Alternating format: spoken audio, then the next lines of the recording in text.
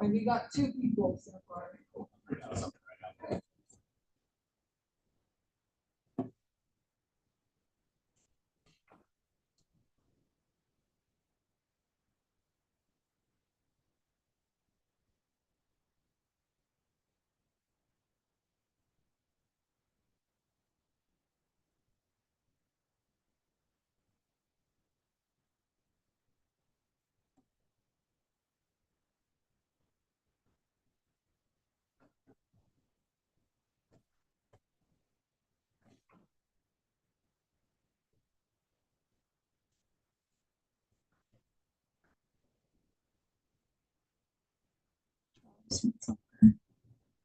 You don't put his stuff down.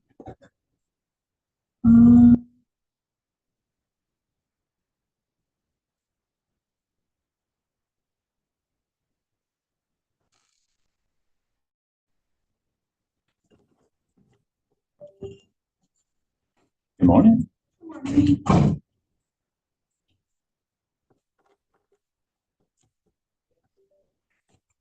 You got the clicker? So you can click through your slides. Okay, cool. But the mouse doesn't work, but you shouldn't need the mouse at all. Okay. Yeah.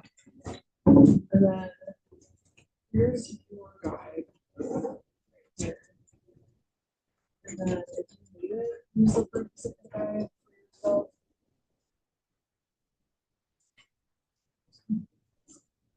Should be all set up. I will gather people. Yeah, you should.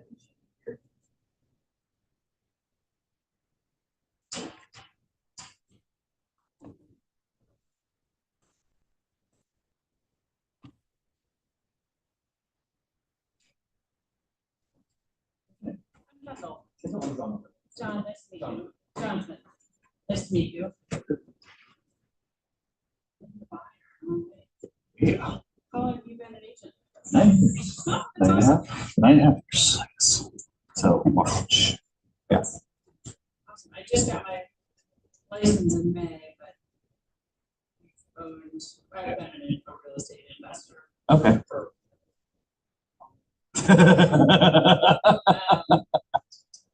but I just was like, I need to get my license now and started a new career.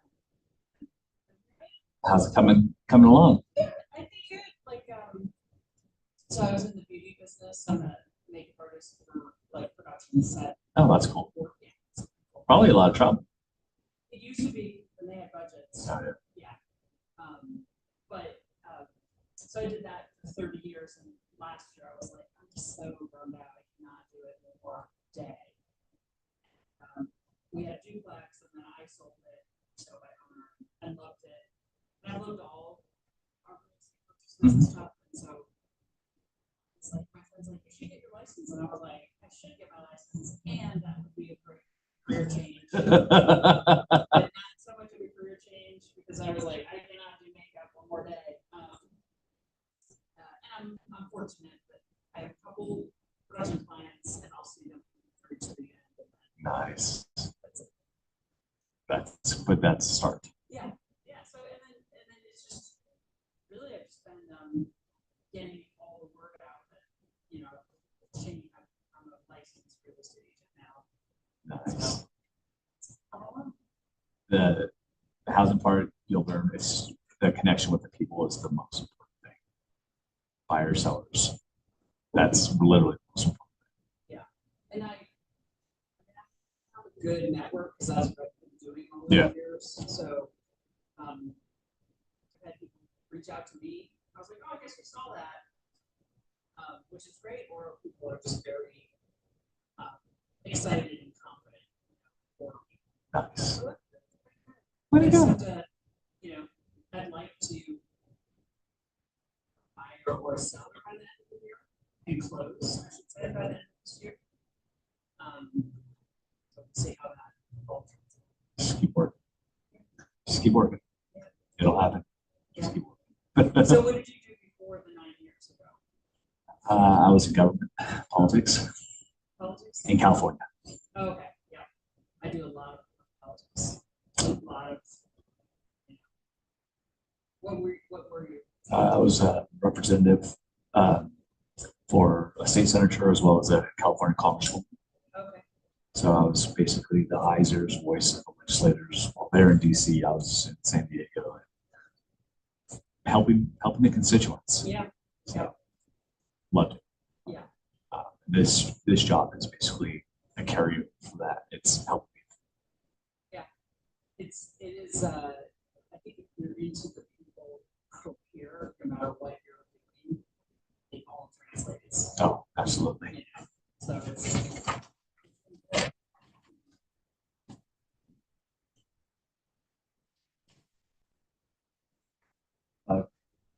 Minutes. Let's get started. Yeah, Will might come a little bit later. Chase is usually here, but not today, I guess. It's all good.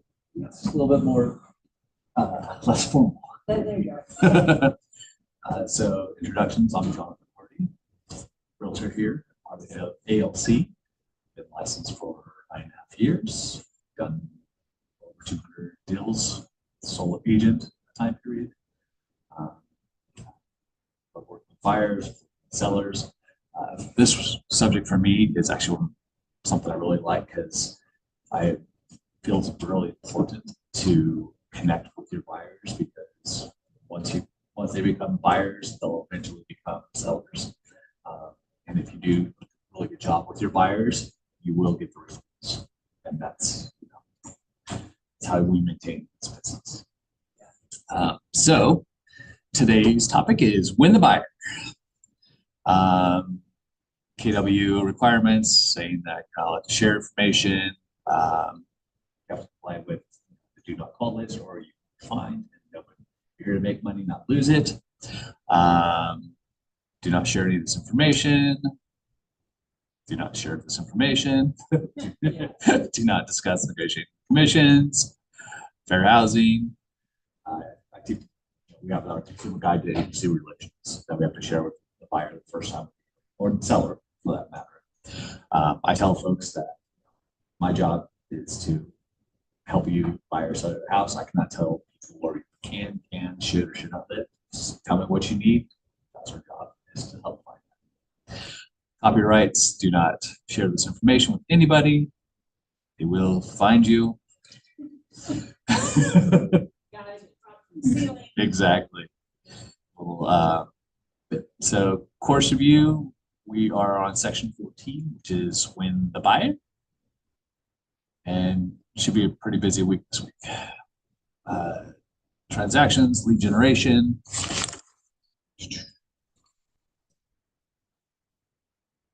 So I guess you guys have been, so have you been doing each of the different sessions each day?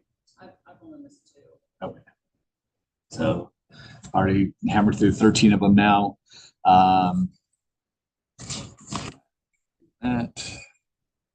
Let's get to it. Today's agenda. Dun, dun, dun. Identifying the 8 buyers, getting the appointment, preparing for the buyer consultation, conducting the buyer consultation, getting the signed buyer agreement, recaps, ahas, and daily successes. What I handed out to you guys, and this is mom. This is not part of the system at all. Yep. But I thought if you're going to be learning about buyer consultations, it might be a good idea to have kind of some idea of what to have, what to share, what process. So this is something that I was actually able to utilize from an agent who had been licensed for another 10, 15 years before me, 10, 15 years. And I've modified it to bring a little bit more up to date, but on it, it basically has, I print this out for my first time buyers or my new buyers and hand it to. It's like, all right, today when we meet, we're going to be going over these things. This is the purchase. This is the purchase process for buying it. 1, you're meeting with me. 2, signing a consumer guide to agency relations because I don't want to be fined $200 by the state of Ohio. Yeah. And just basically walk through all that. I've given this to you, so you can feel free to use it. You can copy it, you can delete it, throw it in the trash, you can modify it as you see fit, but it just gives a point of reference because sometimes as we're doing this, it's like, okay, what do I have to do? And to be honest, the wheel's already around. It's been around for thousands of years. So just selling houses has been there for hundreds of years now, thousands of years probably. Wheels round. So just as, again, point of reference, expectations for today, just to make sure I've clarified or iterated, reiterated, ask the questions. We're all here to learn. I'm going to learn something to do today from your questions, and hopefully you'll learn something from my questions and my answers as well. Any questions? All right. By the end of today, you'll be able to equipped to identify the qualified buyer following up with an appointment, apply approaches to request an appointment, demonstrate skills, explain buyer consultation.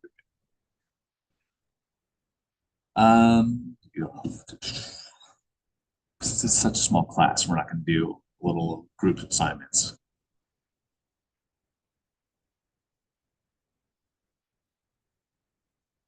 Sorry. That's okay. I mean, I think some of the best classes have been just same topic. Yeah. But a little more Informal. collaborative. Okay, good. Honestly, I haven't done those classes.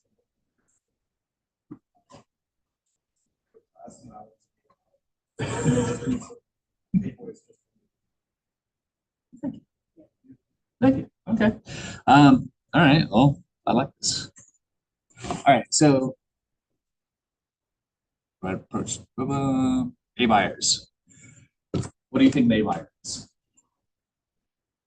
It's the person who is ready, willing, and able. And that we did that last. So A buyers are your folks that are ready, willing, able to buy, and they're looking to buy within the next, 14 to 30. So it's the folks that are like, I'm in, we need to get going, I need a house, that's that, Travis. Great comment. Good morning. You're cool. What's your name? William? I'm John. Give you something that's off.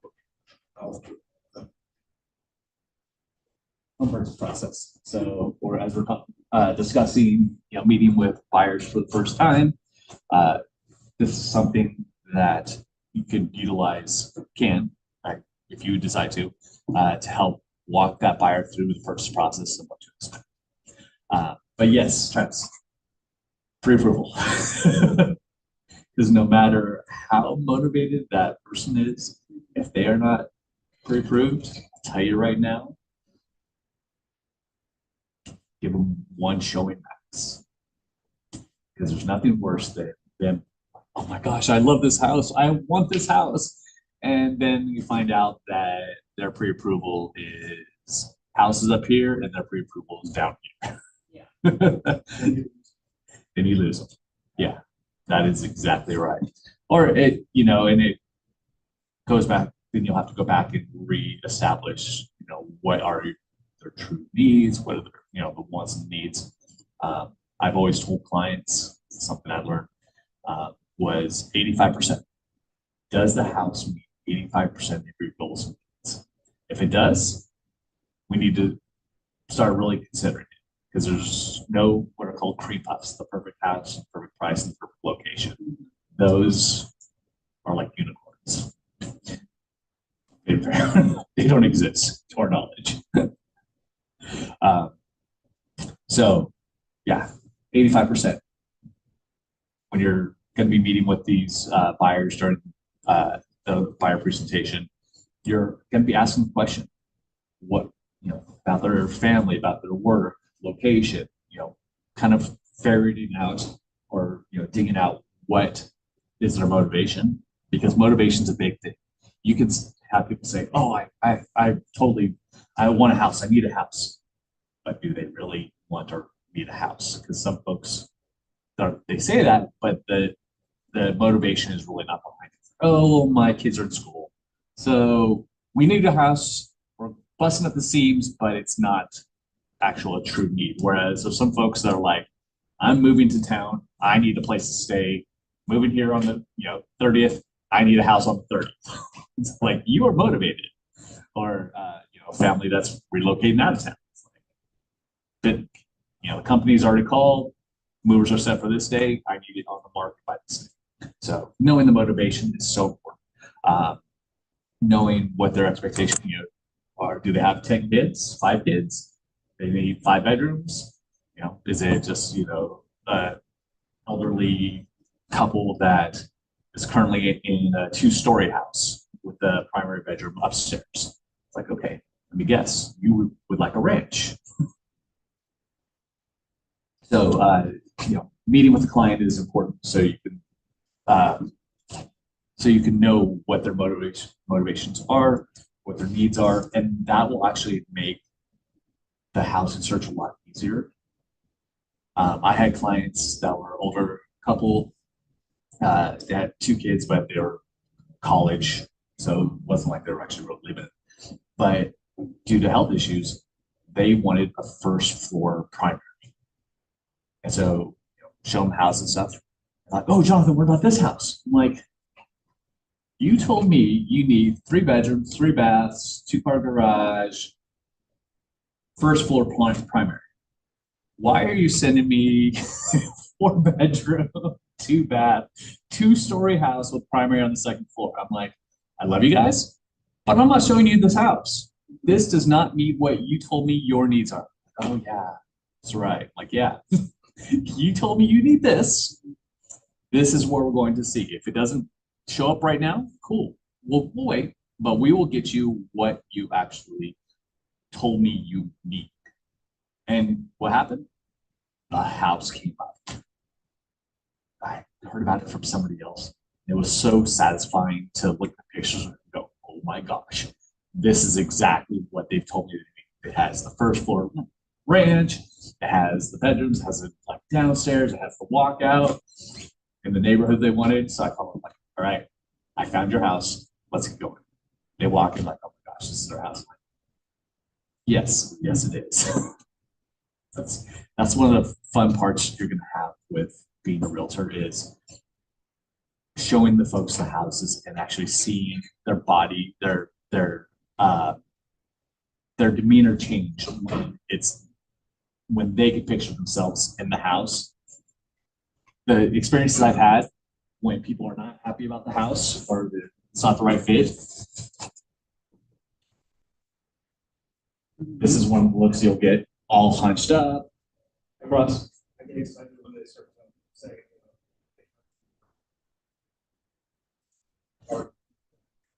Exactly.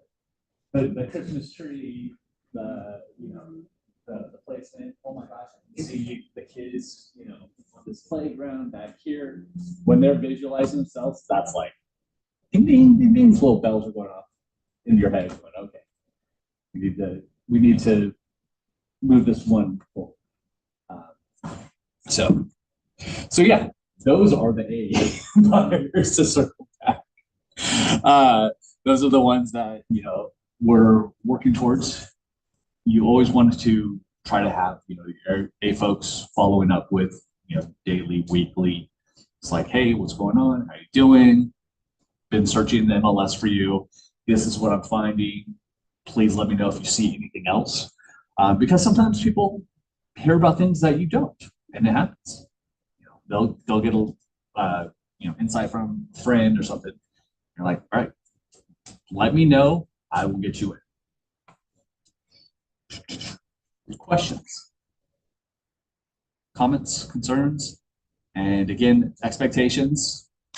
Ask the questions so I can learn, so we can all learn, and answers. Everybody has their own experiences. Please feel free to share your experiences as well. Best way to learn about this job is just through communication. when I jump on the Uh-huh. is when asking for criteria.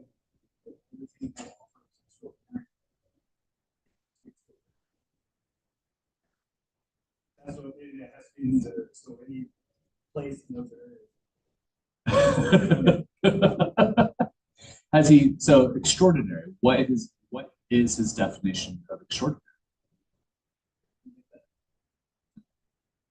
So for him, or her, or them, I would say, hey, I found these houses right here.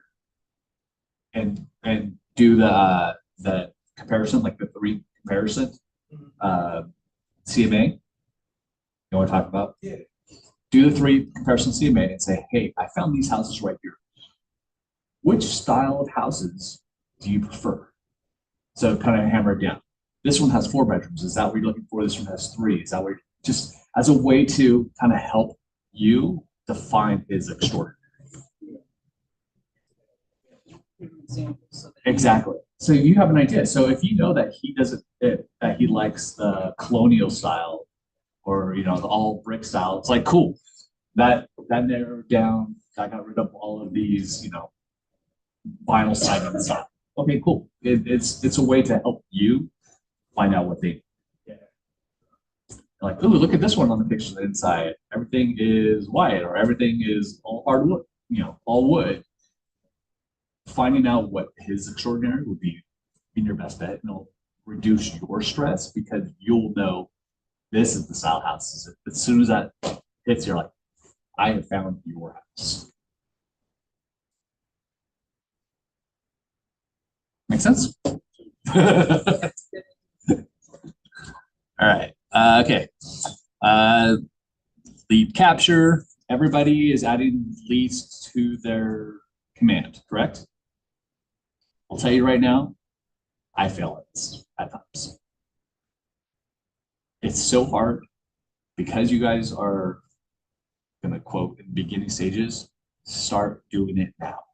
It makes life so much easier because if you don't have a big database, if you're starting smaller, it's easier to add to versus when you have time and you're like, oh my gosh, I've missed out on these 20, 30, 50 leads because didn't take the time to just do it, just get it done. That's my unsolicited advice. So please, please, please. There's 7-step buyer cycle, leads to appointment, prepare for the buyer consultation. Again, document right there is how I prepared for the buyer consultation. Actually have it, find a home, offers of negotiation, contract to close, and then post-closing system. Aha.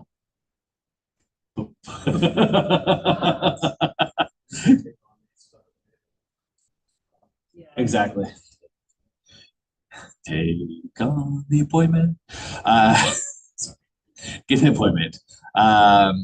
Whenever you get a lead, respond right away to the inquiries, get valid, complete contact information, determine their motivation, and then set the appointment. As an example, so I recently went back into getting leads through outside, like the homes.com.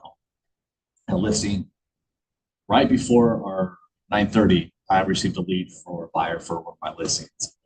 First thing I did, called a write-up, said, hey, I received your contact information from homes.com.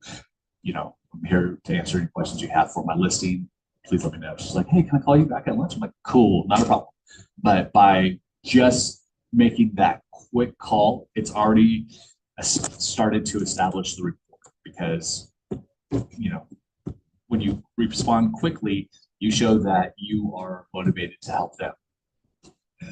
Something in sales that I had to learn, and it's hard to learn because we make money only when we sell, is the fact that we cannot be more motivated than our buyer or seller.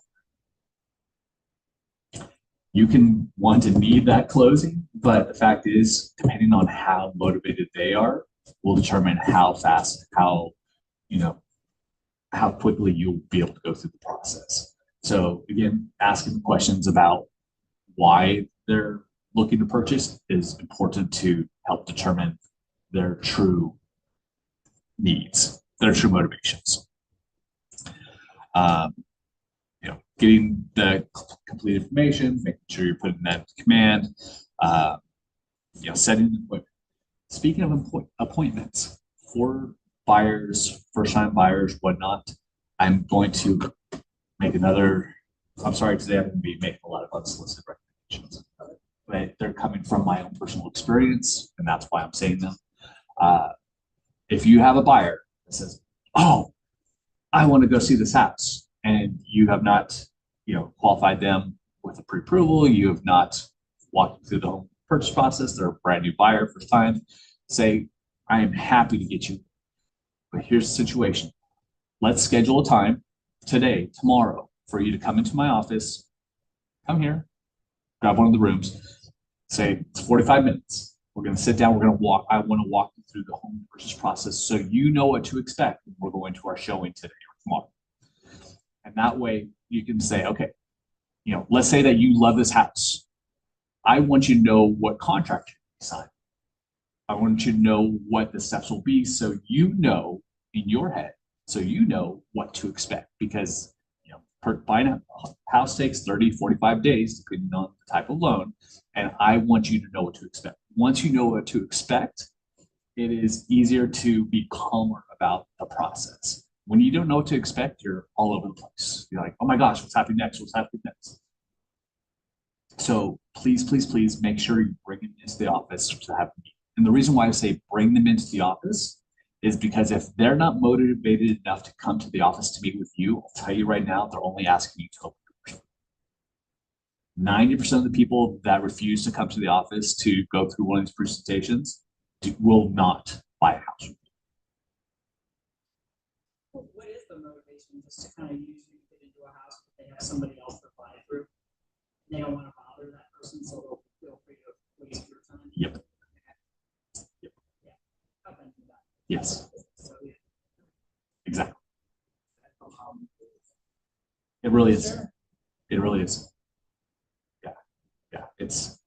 And the people are like, oh, I need to see it right now. It's like, yes, I'm absolutely. I want to get you into this house, but we need to meet first, because if you love this house as much as you think you will, I need you to know what to expect. I like to make sure your process is as simple and straightforward as possible, but you knowing what that is part of it.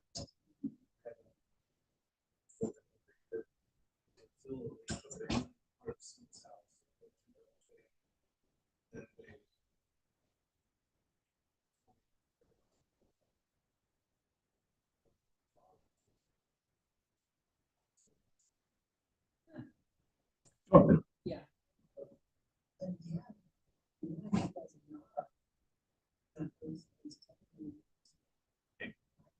Without the exclusive buyer agreement. And that's one of the good, people have mixed feelings about our sub.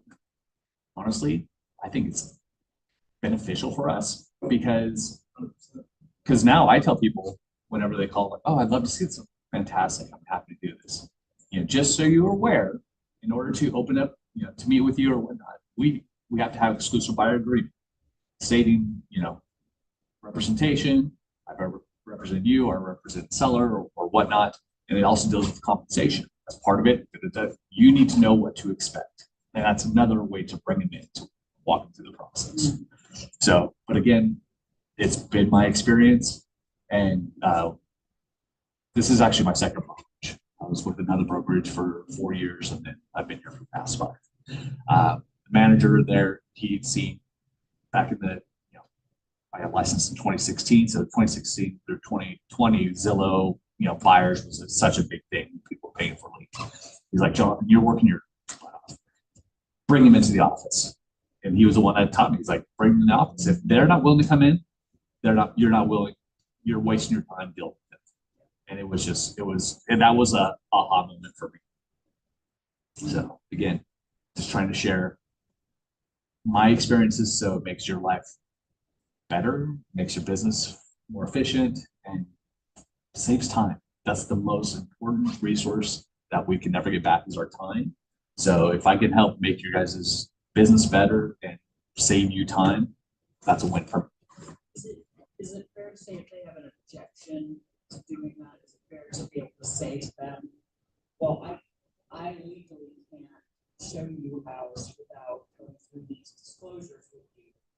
Oh yeah, yeah. The exclusive buyer agreement. It's like if I don't have that signed, I can't show you a house. Yeah. I can lose my license. I love to help you, but helping you without doing that is not worth me losing my license and jeopardizing my family's future. I respect you if you don't want to do that. Thank you. I'd be happy to refer another agent to I was gonna say the same thing. you. And if not, they're going to be in trouble. And hopefully if they don't, hopefully you're not impressed. 'Cause it's a legal matter. I mean, most people at the end of the day understand people Yeah. that they may not all understand things about.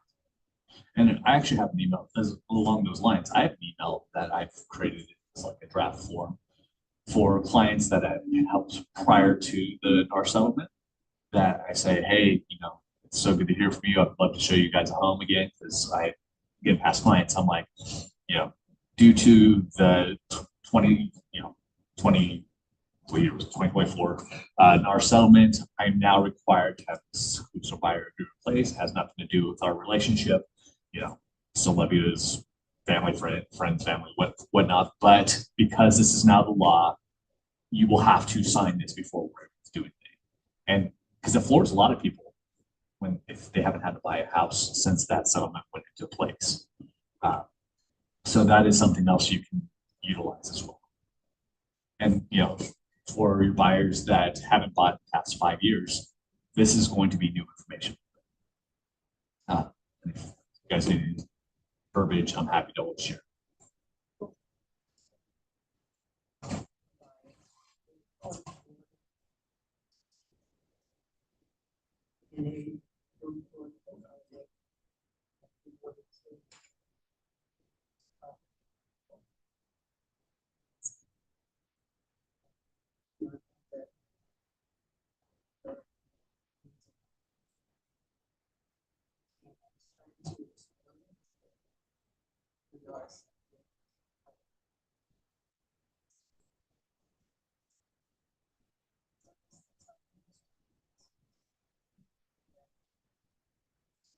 You're doing the same thing.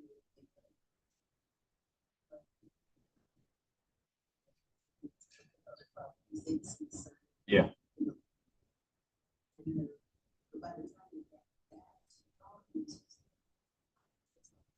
I did not understand.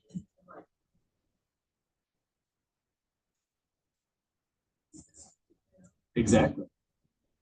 Yeah, it was.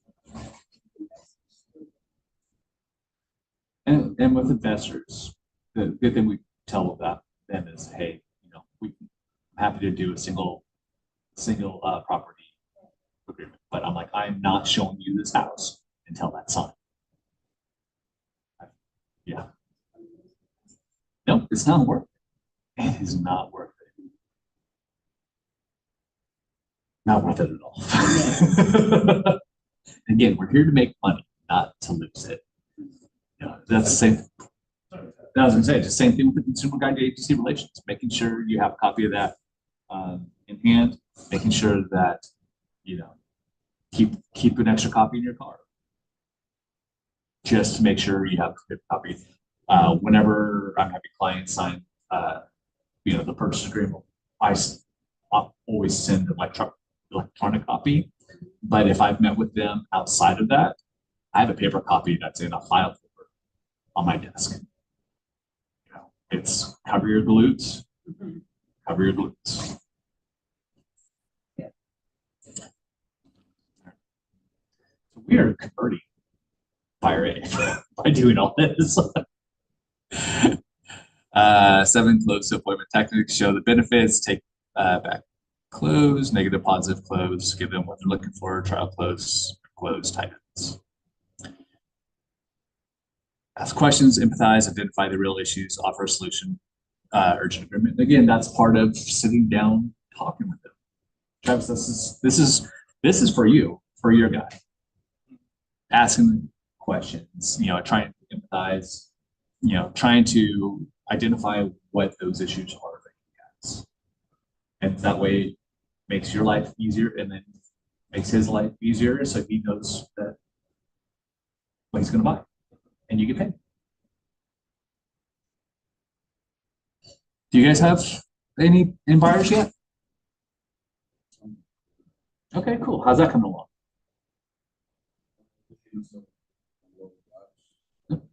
What type?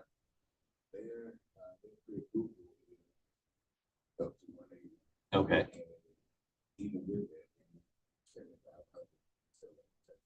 Ooh, So I'm trying to write out. okay.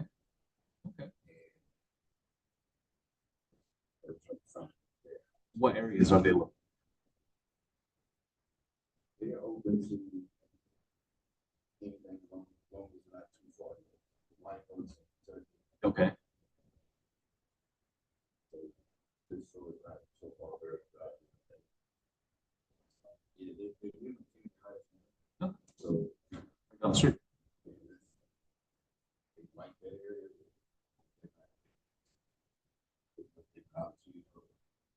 They look at, so.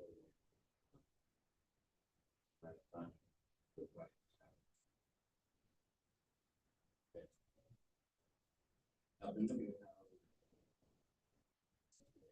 Yeah.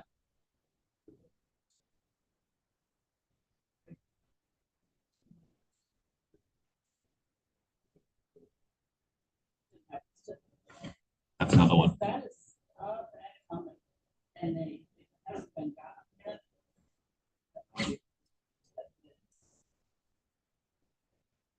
How many bedrooms?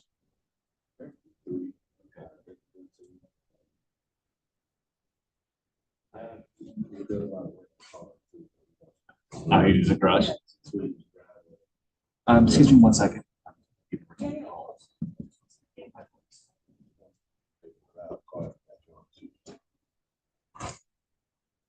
Like up the driveway, the backyard. To work on it, like store it. Cause you buy cars and like fix them up and it's awesome. I had a neighbor in Norwood that does that in his backyard. House, or car, cars in his garage. I mean, it's deeper.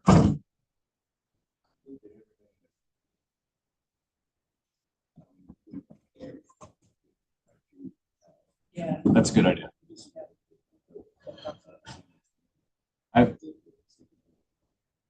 So with the amount of seller paid closing costs necessary, I would say your search at about 170. And that way you have that to build into the offer. So not a lot of sellers like to drop $7,500 from their net proceeds.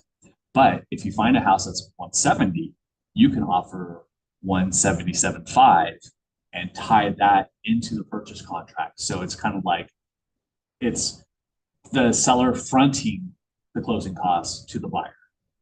They're not losing out on their net of the purchase price, and it gets your buyers what they need. That would be my recommendation. Are they first time? They qualify for any of those Ohio grants?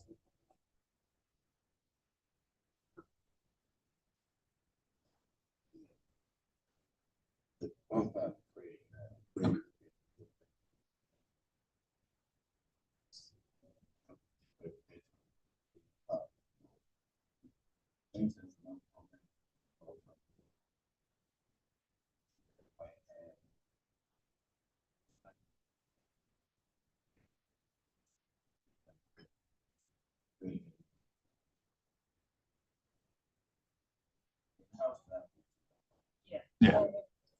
And with the days on market extending as they currently are, I think your opportunities are going to open up a lot more. But again, I would reduce, don't go to 180.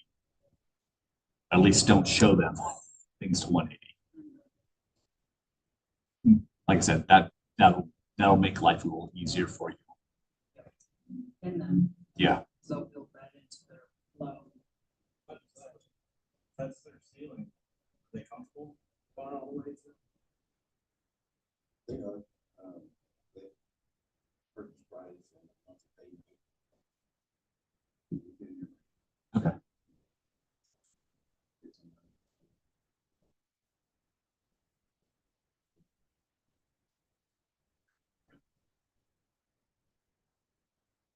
That's a good strategy. It's always good to.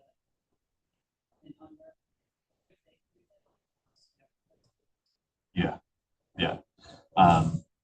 That's something that when I've done my buyer presentations, walking through the purchase contract, I've historically always said, okay, if you're going to ask for seller credit here, be prepared for the seller to counter on the purchase price up here. Because they have a goal for a net typically. And your seller credit is taken away from their net. So be prepared to, add money to your purchase price to help get you the needs that you have, but yet protect their net proceeds. And it looks a lot better when you're working with the seller and listing agent as well. Say, hey, my buyer has this need. We've done this with the purchase price to help cover this cost. And sellers are appreciative that it's a buyer that's willing to work with them. It helps out a lot.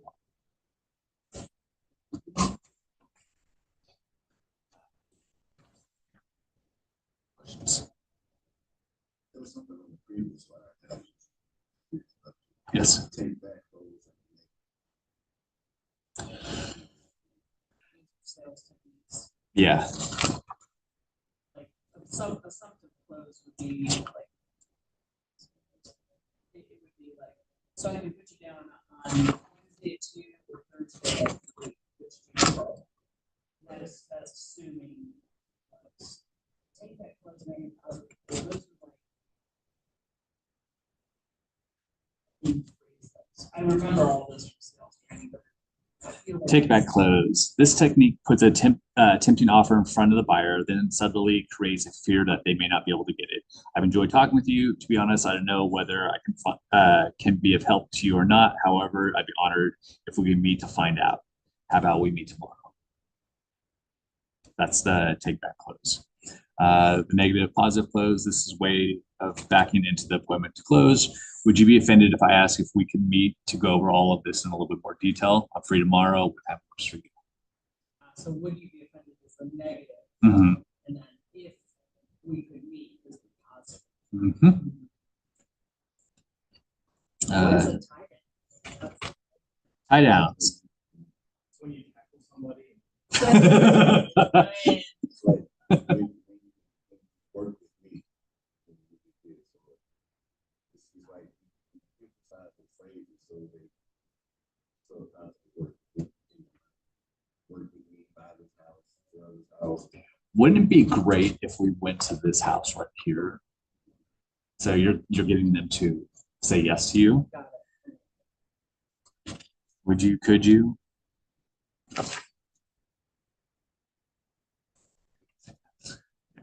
Yeah, good question. We learned something there. Do you want me to read through what each of those means for the record? We're here? Okay. Show the benefits. In general, people are more likely to go along with something you suggest if you explain the benefit to them. If spending 30 minutes with me could save you hours of time and thousands of dollars in your home search, would that be a benefit to you? Great, let's meet. That's basically the one I do. It's like, hey, you really want this house? This is going to save time, save money. We already did the take back close. We did negative positives. Give them what they are looking for. Quickly pique the buyer's interest by giving them what they're looking for, information on interesting comparable properties. Yes, let's meet at my office and I can give you the specific details about that property and let you know about similar properties also for sale. What time works for you? Great. See you then. Trial close. Trial closes test the waters first. You should find out whether you and the client genuinely agree. Can you see how receiving a list of all the new homes on the market in your price range would help you in your home search? Great, let's meet. Then assumptive close. It sounds like assumptive closes assumes the closing prevents them from saying no. It sounds like we should meet. I'm available most times this week. So what works best for you? Great. See you then.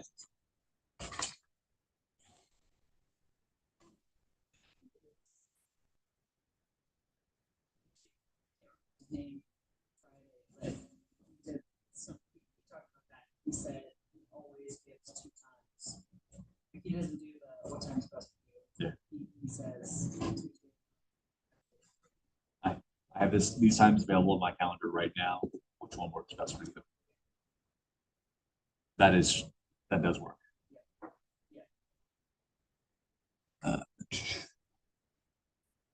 Buyer objections to the appointment. Ask, when a buyer objects to a meeting with you, what are your first thoughts? Rejection, definitely no. They're being unreasonable. Those are limited beliefs. Instead, walking away on the first sign of objection, there's a system to explore and solving objections the right way. Review the 5 steps. Ask questions, investigate deeper. Tell me more about that or help me understand why you're saying no. Empathize. Acknowledge and say, I certainly understand how you feel. Identify the real issue, restate what you heard and ask for confirmation, offer a solution, and then urge an agreement. Along those lines, it's a funny fact. Most of our society is taught to say no the first time. You offer somebody something and their first response is going to be no. Would you like this? No. Good. No. Ask 3 times. On the 3rd time, people will say yes or they'll say no. Craziest test you can do. Do it with one of the agents in the office. Say, hey, would you like, offer them a bottle of water or something. Especially if you've been hanging out talking, try it. It's the craziest thing. First time, guarantee they'll say that. Second one, no, I'm good. And then a couple minutes later, offer again, and then they'll either say yes or they'll say no. It's the same thing in sales. Ask 3 times. It's just, it's crazy. It's like, love to meet you to this time to discuss it. I don't know, but not a problem. Continue talking with them. I have this time available. And then they can say yes, they can say no. And if they haven't said yes yet, a couple more minutes of discussion, and they offer the 3rd time. If they say, they'll say yes or they will say no. And again, it's because our society teaches us that we're not allowed to say yes, even if we want something. Mhm. Like, oh, it's not appropriate, it's not fair, or whatnot. So I think it's the thing of like people think we're bothering you, even if they actually need Uh-huh. you. They don't want to say yes. Mhm. Definitely psychology. So I joke with people and I tell them, like, I'm gonna ask you 3 times. Just be aware. And I'm like, are you sure you don't want this? I don't know. Are you sure you don't want it? Like, yes, I do. Cool. Got through it. Yeah. Make it a game.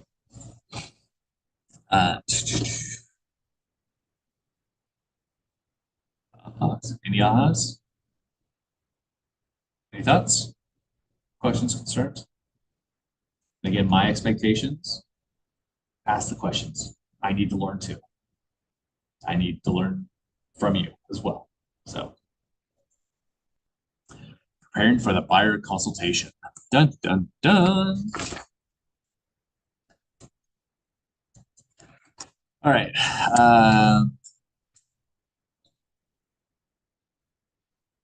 Buyer consultation preparation checklist. Confirm the appointment date and time. There's something to be said about confirming the appointment date and time. If you've talked with somebody on a Friday and you're supposed to be meeting with them on a Tuesday, absolutely call them on Monday, text on Monday to make sure, 1, that they remember, and 2, that they're actually going to be there. Same thing with showings. If you have a client that you work with, but kind of flighty at times, and like, oh yeah, I want to see this house. Like, all right, cool, but the first time we can get in based on the schedule is Thursday, and it's Monday. Got you scheduled for Thursday at 3 p.m. On Wednesday or Thursday, message them in the morning. Hey, just want to remind you, we have our showing today at 3 p.m. I look forward to seeing you then. Because some people forget. Life happens to us all, and it's nothing more frustrating than showing up at a property to do the showing and the buyer is not there. Oh, I'm so sorry, I overslept. Oh, I'm so sorry, it worked. Oh my gosh, I forgot. Yeah, especially when you're taking your time to drive to a different location, whether it be 5 minutes down the road or, half hour across town. Confirm the appointment date and time. Always confirm the location. Again, for the first time, the buyers bring it to the office. Or if you have another opportunity is that most people don't realize is that, we do have relationships with different title companies and such. I work with a title company that has an office on the west side, on Harrison Avenue. And they've offered, hey, Jonathan, if you need to set up any meetings with buyers over here, let us know. We'll set aside a whole office for you to come in and do your meetings, before or after closings or just whenever. So there are opportunities to meet at different locations that can be more convenient for your clients, you and your clients. But just make sure that you are setting that appointment before you're doing the showings. Ensuring all decision makers attend. That's a big one. That's a really big one. Because if you have somebody that absolutely needs to see the house, but they are not qualified for the loan, you need the person that's actually able to be qualified for the loan, that has the pre-approval to be in those discussions. If, the husband's wanting to buy a house, but his wife is the decision maker on that, she needs to be there. If whoever's signing the contract, whoever's on the loan, whoever signed the contract needs to be at that. It can't just be one side doing it. Tell you right now, if you don't have both people's interests, goals, needs in mind, you're going to be dragged from A to B to C to D, and it's not going to be a fun experience. It's not going to be an efficient experience, and it's going to be frustrating for all parties. So absolutely ensure all decision makers are in attendance. Complete your buyer's guide.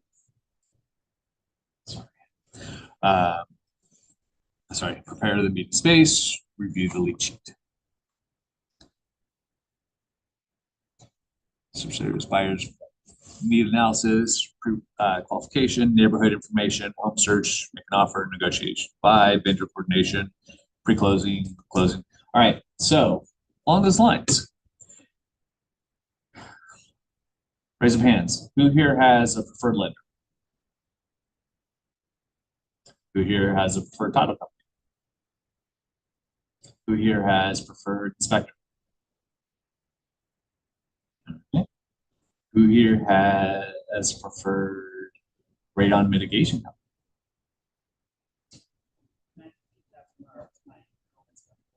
Okay, good call. Mold remediation company? Okay. Who here knows how to find the owner of a property that's for sale by owner? All right. How would you find it?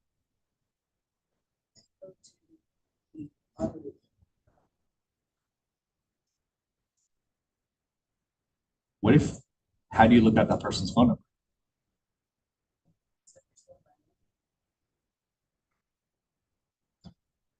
Have you ever seen their name on the do not call list? What? No, I'm serious. I'm serious. But you still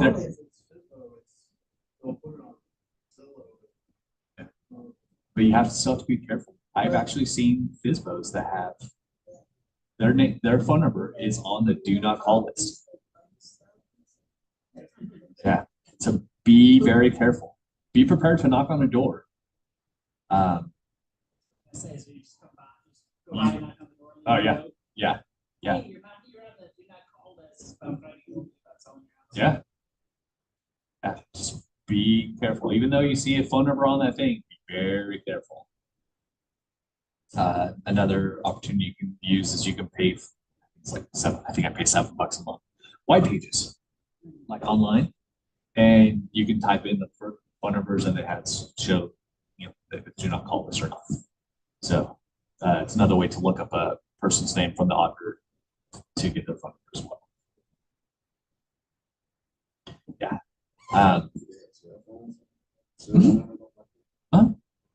Yeah. The names associated with that address. Not all the names are correct, so sometimes you have to kind of call through it, but it's another way to verify. Because sometimes you'll have a client that will send you an address. Hey, I'm interested in this property. I had one of those 7:30 this morning. Send me an address. I'm like, looking on the MLS. It's like, it's not on the MLS. I checked, homes.com. It's nowhere. So now I'm gonna have to go back through and identify where this property, what property this is, who the owner is, and verify the information. It happens. Just be prepared for that. Vendor coordination. Again, the reason why I asked about your lender, title company, because those are two important parts of the purchase contract. As I think it's page 13, it has what title company you're going to be utilizing. So having that information, talking with your lender, if they have a preferred title company that they like to use, that they help get a discount for the buyer, that's good information to have in advance before you're actually putting together a contract. I've had lenders say, hey, we need to work with this company. We get, $500 knocked off on the buyer's title insurance if we utilize them because we have an agreement. I'm like, cool. Write their information, give me their name, give me the phone number, put it in that contract. So just my point of question is, there's a need to have those things to get your list ready to make those contacts. You'll find that, as long as keep showing up at the office, you will get invited to different events to connect with folks. It's best to work with folks that you know, like, and trust. Makes the process so much easier. If you know somebody at a title company, if you know the lender, it's easier to make that call. Hey, we have the situation. What can we do? How can we get this solved? It's a nice thing to have versus not knowing who that other person is at all and being lost in the mix.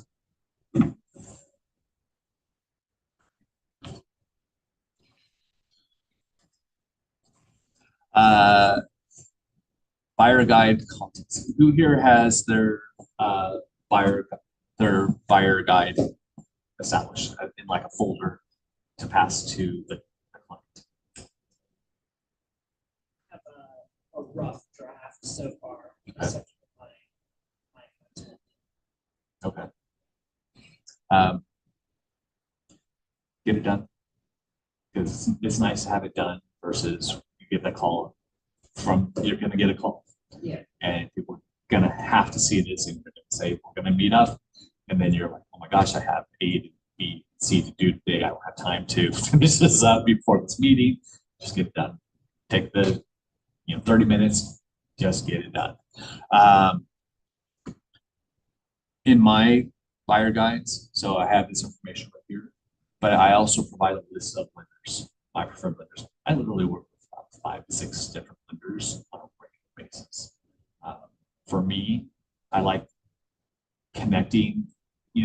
I worked enough with my lenders to know their mentality, their personality, and just how they represent themselves and how they communicate. And I'll tell you right now, there are certain buyers I will and will not send to certain lenders because of just the dynamics that I can almost get a vibe from. It's like, all right, engineers, I need you to connect you with a lender that has like an engineer type mentality that's very specific. Because engineers can be the best and the worst to work with.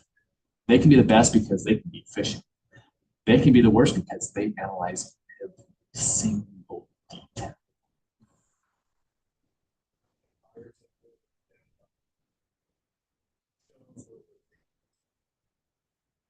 Stop at a window. Why did they do this for them? So you have to sit there for a few minutes to figure out why this was done.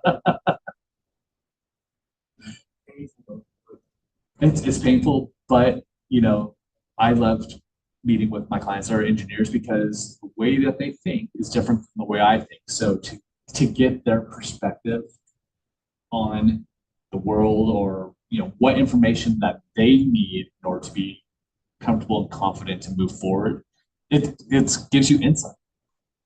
every deal that you have will be different. No two deals are exactly the same.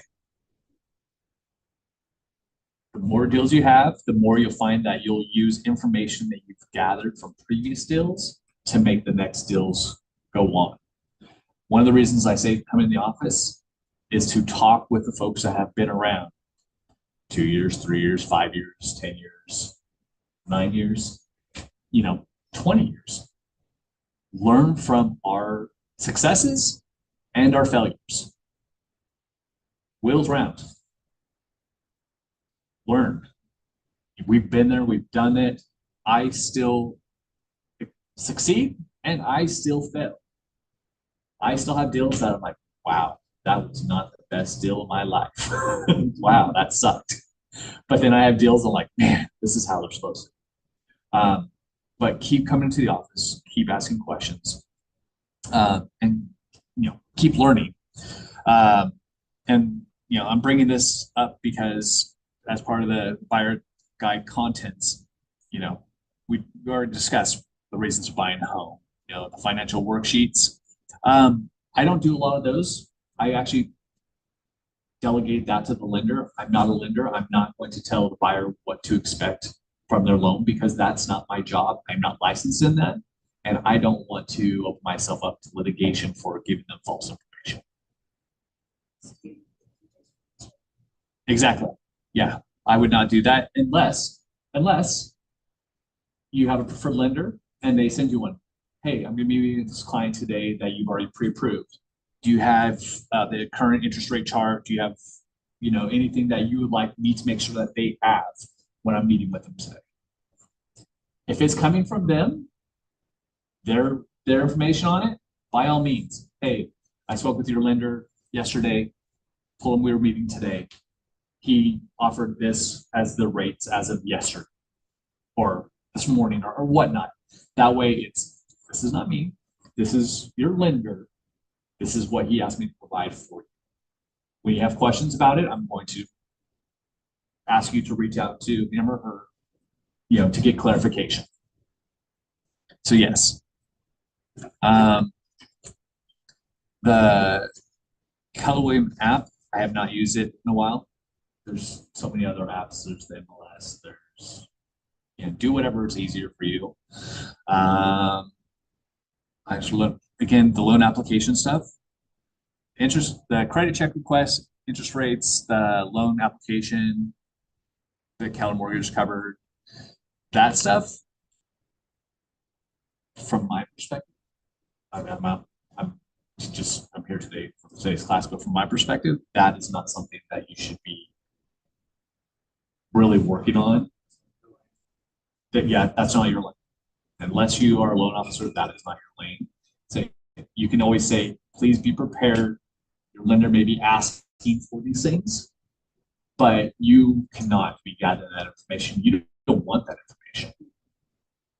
You don't want that information at all, because if any of the information is shared and you weren't supposed to know about it, you're creating legal liability for yourself, for the lender, or other parties that were communicated. So, hey, just so you know, the things I say to my buyers, especially first-time home buyers, is the lender is going to ask for a lot of documents. You are going to need to respond timely manner. We use a term called time is of the essence. That means it needs to get done ASAP because this contract is reliant on us meeting certain dates and times for it. So if the lender's asking for it, get it to them. Tell you right now, underwriters are going to ask for information that you swear you've already sent 2 or 3 times. Shake your head, curse a few words, but be prepared to send that document again. If they don't get it, they don't get matter that they like, they're going to ask again. Deal cannot be completed until they have their check off. It sucks. It's part of the process. Just be aware of that. So, and that's being honest. You're communicating with your buyers. Questions about this? Travis? I always throw in when you get to that point. On my house. I sold a car through a website. The underwriters kept asking where this 1,500 came from. this new company creates a first invoice.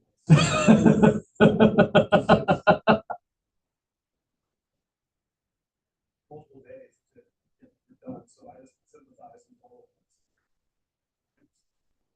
us. And that's a perfect thing to try to sharing your experiences makes life it makes the buyer in my experience, it makes the buyer connect with you more because you're not just selling them a house, you're trying to get them in, you're trying to help better their future. And sharing your experiences with that connects you to it. Makes me feel Exactly.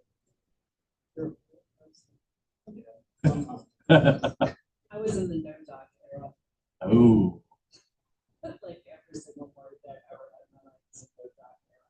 oh my goodness. Wow. Yeah, we're not there. Yeah, right there. I can't really share my experiences, like, well stated, posted by my guy.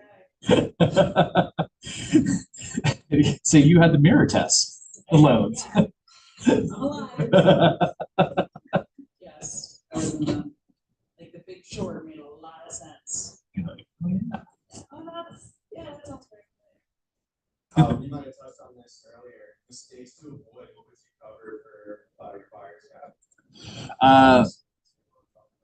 Ooh, that's a fantastic question. What's your name? I'm Chase. Chase. Jonathan, right? I'm Jonathan. Mistakes to avoid. One is not communicating, not asking questions. Here, Chase.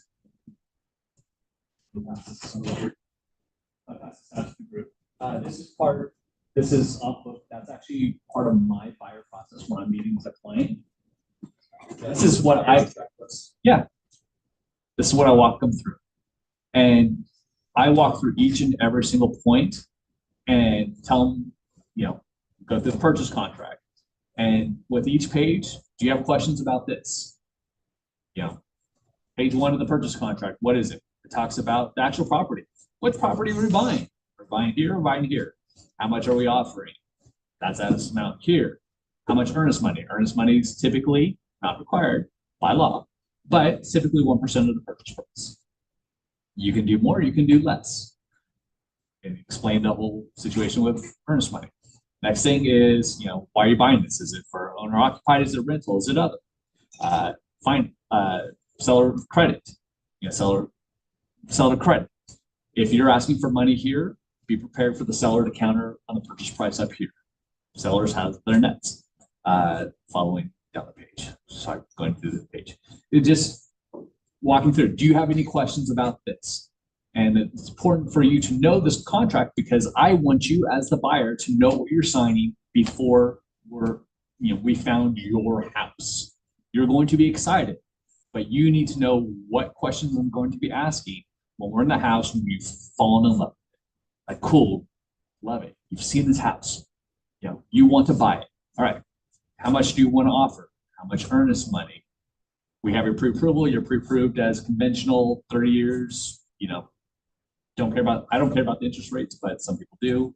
Down payment. Sometimes sellers care about how much down payment that buyers put down. Or they put down 3.5% FHA, 3%, 5%, 20%, 50%.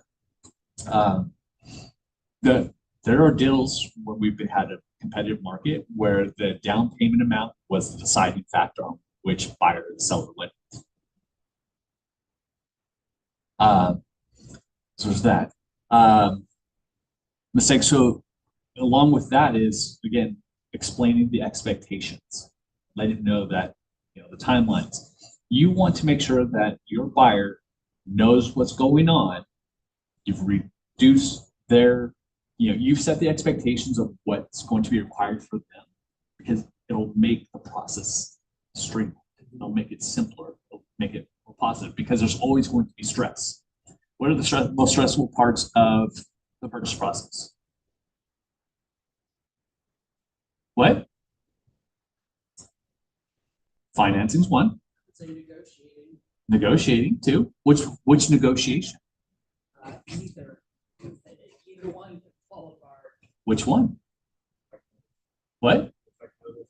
Okay, that's one. So how many negotiations are part of a purchase contract? Yeah.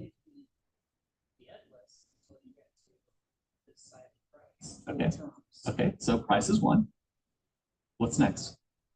Days to close. Mhm. Money, Mhm.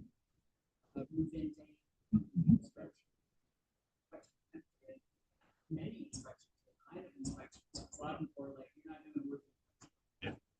But you need to be aware for your buyers roof with insurance. And the purchase contract now has a section specifically for insurance on how much time that the buyers have to do to get their insurance. So be mindful of that. If a roof is over 21 years old, insurance company will no longer basically repair it.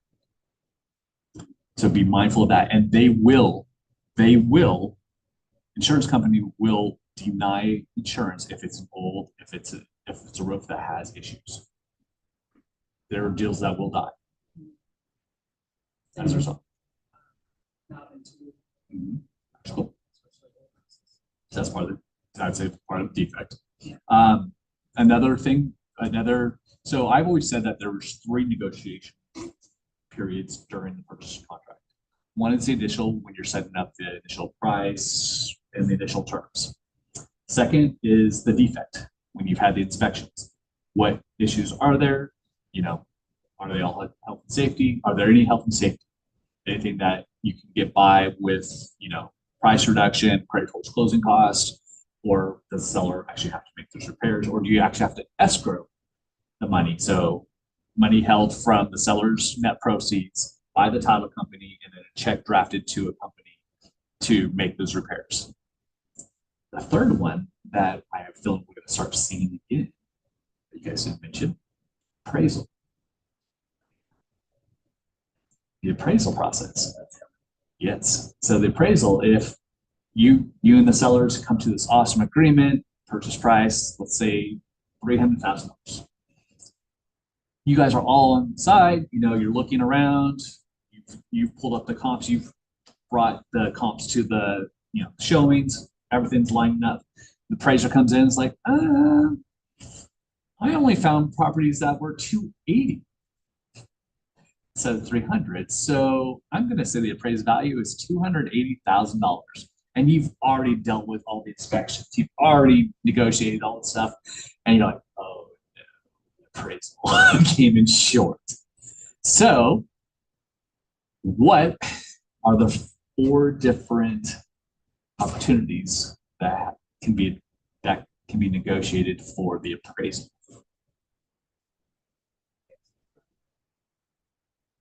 That's one. Appraisal gap. So seller can drop the price.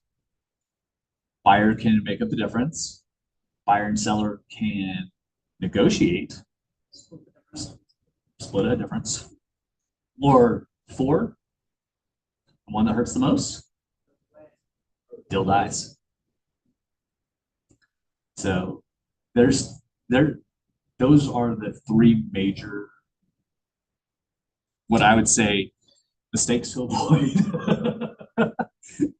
is, making sure that you have communicated with your buyer process, the contract, and, make them aware that, hey, this is something that we're going to be working together on, this purchase price, the defect notice we're going to work on, the appraisal we're going to work on.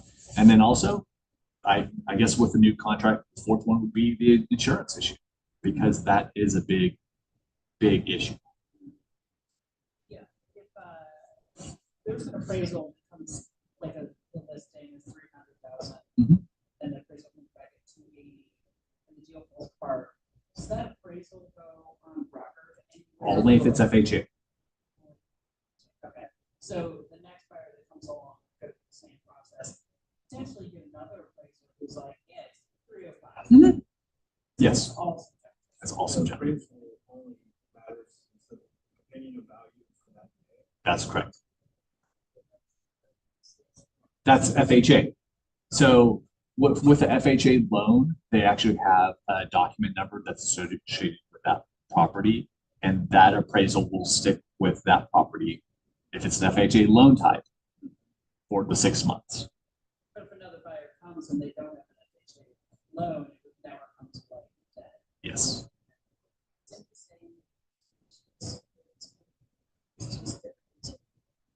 So inspections are not not a requirement for the purchase. Right. They are for the buyer's information only. And a lot of times sellers don't want to see them. Oh, yeah. But that, And do you know why they don't want to see them? I just had that happen, we're closing Thursday, but, buyers, they told me the fact that what they wanted pages, but they didn't send me anything, any report, anything for reference. That I can do something, give me snippets of, or they just sent the full report, so I'm not open to that. But you've received it. You have received it. Even if you don't open it, you have received that. Yeah. You actually acknowledge the receipt by saying, I'm not opening that. Be very careful. Yeah, well, I kept telling them I'm not gonna look at that. And everybody knows that, I'm not sure if everybody knows. Most inspection companies, they provide your buyer with the inspection report as well as an inspection summary.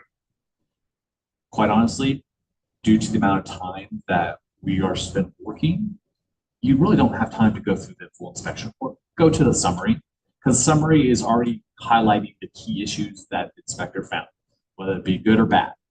It's, like if there's knob and tube, they're gonna say, knob and tube. I had I have a client buying a property cash.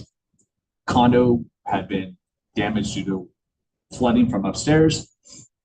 House was back. The insurance spent hundreds of thousands of dollars to fix this house. It's gorgeous. Inspection, one issue was found. Radon. Radon system was there, but it wasn't functioning.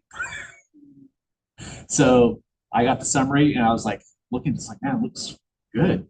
And then buyer's like, hey, the radon doesn't work. I'm like, oh, okay, cool, no problem. So I downloaded the summary.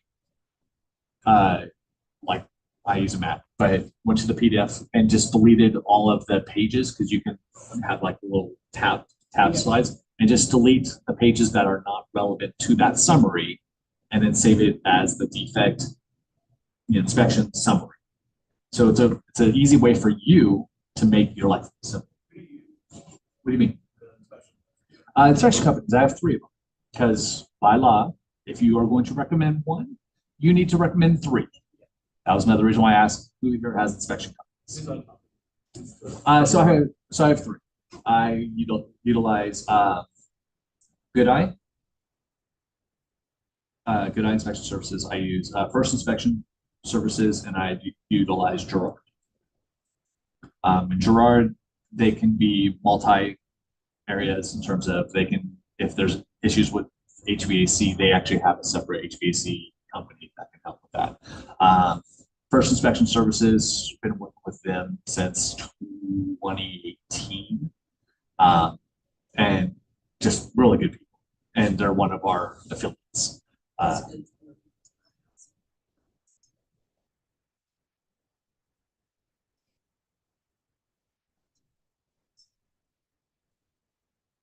Yeah, no, they're one of my go-tos. And then Good Eye, I also met them in like 2016, 2017. They do the sewer scopes, and Good Eye doesn't do sewer scopes. So knowing which services that your inspection companies provide will make life a lot easier for the purchase. Doing showings for buyers, and it's kind of on but off topic a little bit. Whenever I'm showing a house to a buyer and I see a giant, beautiful oak tree in front of the house, just gorgeous, I immediately tell them, if you love this house, you're doing a sewer scope. Because any large trees in front of the house will likely have intrusion into the sewer between the house and the main system. And you want your buyer to know about that during the defect notice, not after they close and found out that they have to now spend $10,000 to have the area dug out. Yes. Beautiful. Beautiful. Yeah. Yep.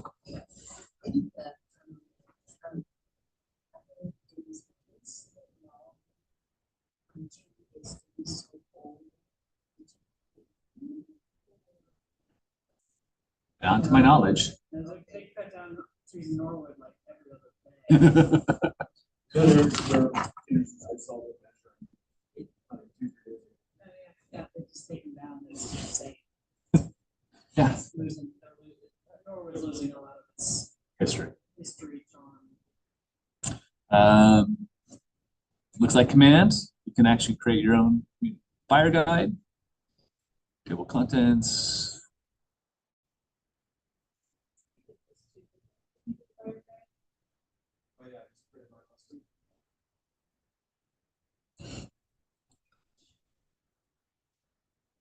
Right. So, wish list.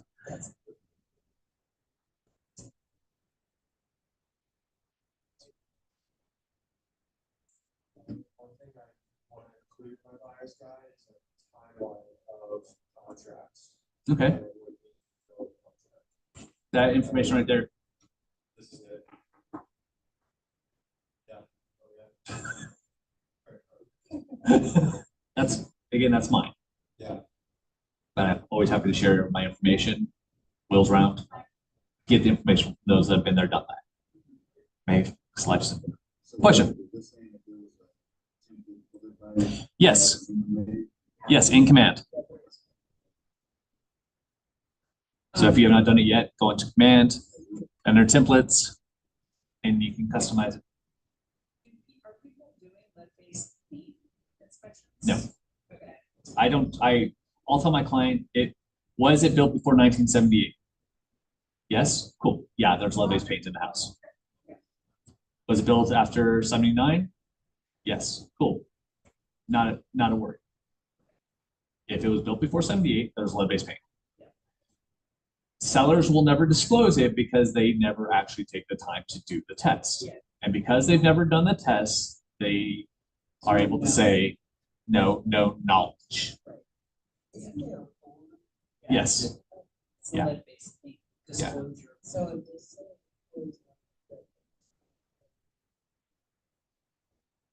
They have no knowledge because they've never had the house tested for yeah, lead-based it paint. wouldn't say it doesn't have lead-based paint, it would say, I have no Knowledge. knowledge. of lead-based paint.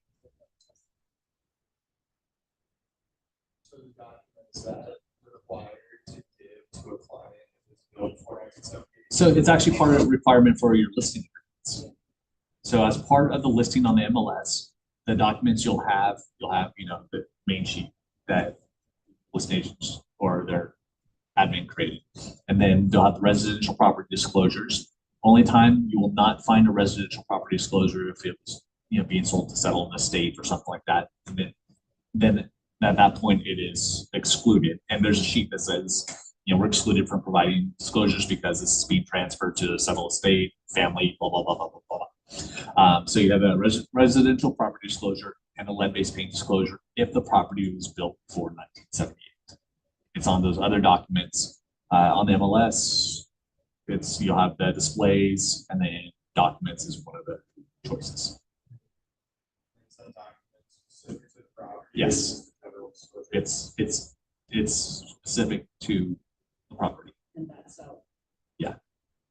So every time you go into a new property, you should have a new property. There should be a new property disclosure and lead-based paint disclosure for that property. Some listing agents are part of teams, so you'll actually see a team disclosure. Some will have an affiliate addendum as well, and some actually put together the agency disclosure, which is, this is who. So you can do it your own way. I was gonna say, you don't never see a lead-based paint test unless somebody's looked at that house and testified for lead. Because if it testified for lead and they have to report it to the county will go out to the house and test. for lead. There's that's when the homeowner goes, there's lead-based paint. Yeah. And then typically the county will make them a fee. Programs with lead abatement. And I've had a couple friends that have to go through that, and I'm like, why are you testing your kids for lead? We all survived it, fire. But Well, the real challenging one is when it's not lead-based paint, but it's lead pipes. pipes, yeah. Yeah, older yeah, homes no, I like would say that. Silverton. I'll tell you right now, there's properties in Silverton that, you know, Sure. older homes from the 20s that have lead pipes leading into the houses. Yeah. And so when that is identified during the defect notice, that's something you get to negotiate. Yeah. And that's fun because that is another $5,000-7,000 Oh, fix. But, and in a lot of older homes, you can't tell that, 'cause it's a lead pipe from the street to the house. Once it enters the house, it switches to upper or CPVC. Yeah. So little PEX. pads or something like that. But how new it is. Yeah. But it's, that's part of it. So everybody found out where you can create your own buyer guide in Command. Sample of what the table of contents look like. Your dream home. Dun, dun, dun. Preferences. This is good to have. What is your favorite way to receive information and know? How to avoid mistakes. Finding out how they like to be communicated with. Because there's some folks that refuse to text. And if that's all you do, you are not going to be in their good graces and you're not going to get the responses you need. That's a great way to avoid mistakes, is knowing how they want to be communicated. Knowing what job they do. Are they working at Amazon on the third shift? So they work from 5 p.m. or 6 p.m. to 6 a.m. If you're texting about a showing at 10 a.m. and they've worked all night long, it's not going to work out. So knowing that information, best times to reach you, update, how quickly do you want me to do that? This is actually a really good sheet to have. Wish list, as I said earlier today, your goal is to find them something that meets 85% of their goals and needs. At that point, that's when you're really considering the property. Let's say that the buyers love the house, but the kitchen sucks. It is so dated that your grandparents would have been frowning upon it. But the rest of the house, they love it. That is the only issue that is holding them back from moving forward. How would you respond?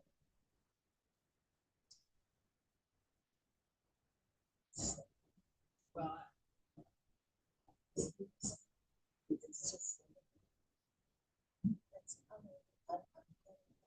Okay.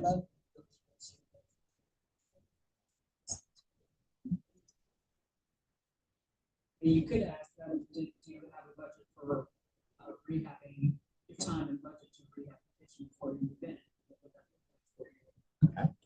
Along. That would be for that. And we help negotiate like that in the contract. That would be, that's a part of the purchase contract. Negotiation of construction. True.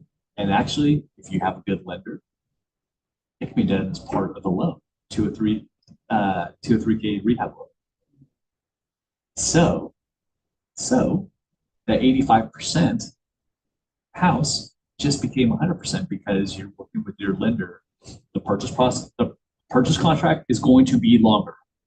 When you do rehab loans, it is not a 30-day close. It's more like a 90 to 100-day close. But they can tie in the whole repair of that kitchen, being completely remodeled as part of their loan, so that their cash out of pocket, immediately is they get to keep their cash, and it's just tied into the 30 years. They get to utilize this whole new, kitchen area, bathroom area, whatnot for their ownership, and then are paying it, dollars on the thousands. Yeah. So having your lender, knowing what opportunities are there, is another way of addressing. Can you do like a straight purchase loan with a backup HELOC right away for the rehabs? I'm going to say I don't know. Right? And my recommendation would be to speak with some of the lenders to get that verification. It is a route. You are allowed to say to your clients, I don't know. As a matter of fact, when you don't know, It's good to say, I don't know, but that's a great question. Let's work, let's get that answer. Let me call your lender. So, fantastic question. Again, I don't know. Lost Craig.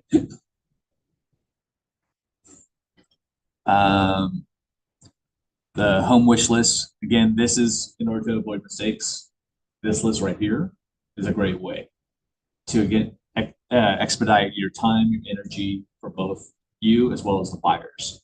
You know, knowing that they need to have a ranch because of health issues for walking, they have a hard time going up steps. You know for a fact that if they send you a two-story, you are going to say, that is a beautiful home. But we are not going to see it because it does not meet what you told me you need. You said that going up more than 3 steps hurts your knees. This has 10. I'm not going to do that to you.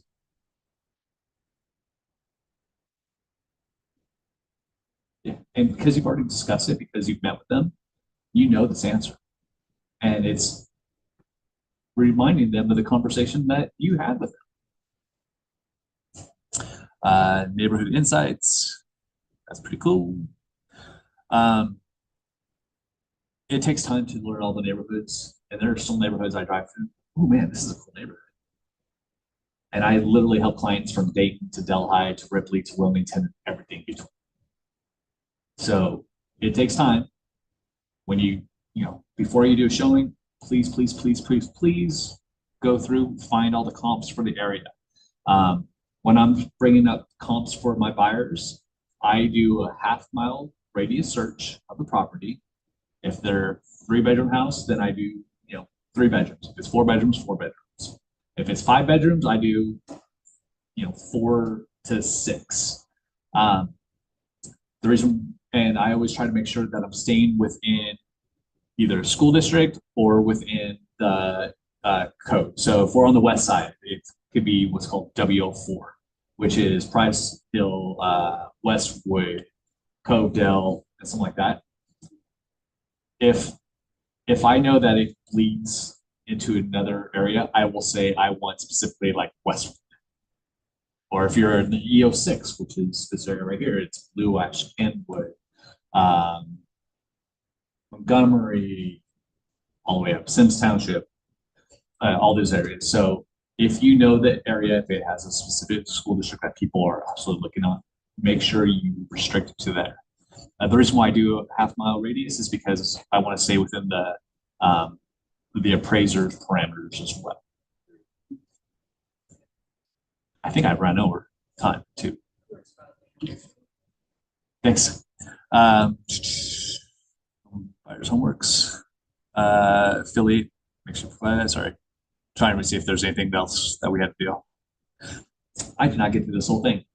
That's okay. I think you kind of did with your sheet and spread buying guide. Yeah.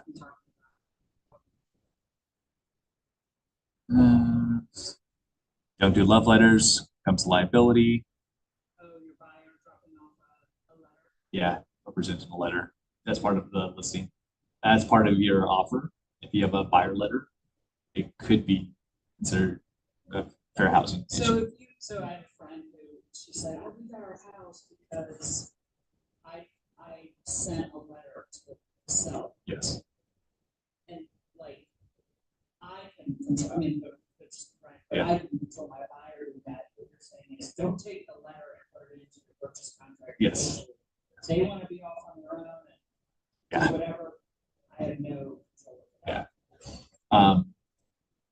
I have clients that have like to come in. I ask the listing agents, hey, my clients would like to present information, to send this. I've been asked to share it with you. Do as you see fit. I've had listing agents say, hey, I can't share that, or I asked my clients if they wanted to receive it. They said yes, so I share. So be very, very, very, very, very careful. Feedback, missions.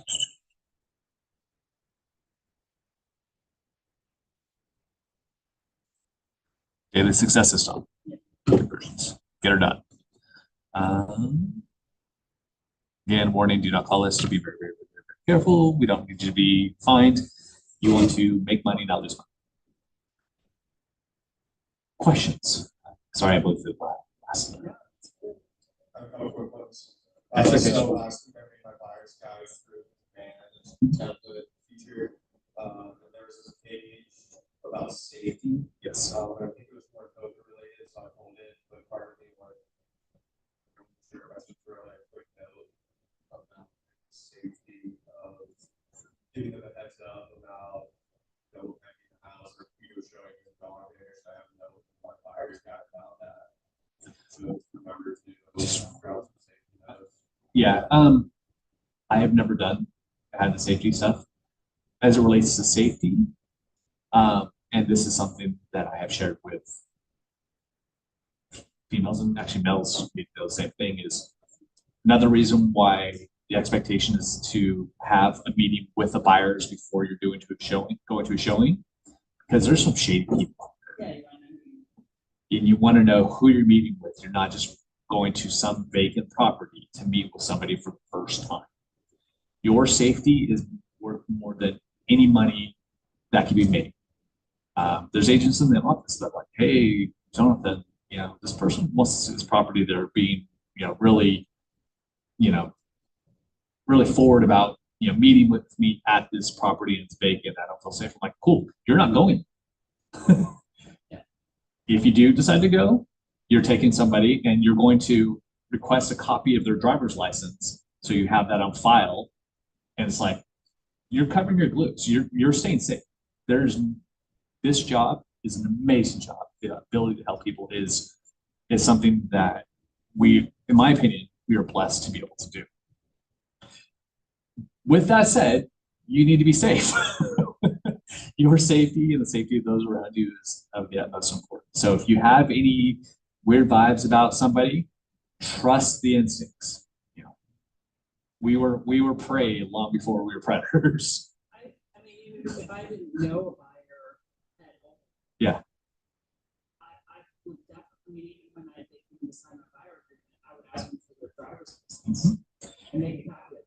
Yeah, and actually getting a copy of their driver's license, I do as part of the buyer consultation, and two really good reasons. One, actually 3 reasons, the health and safety aspect.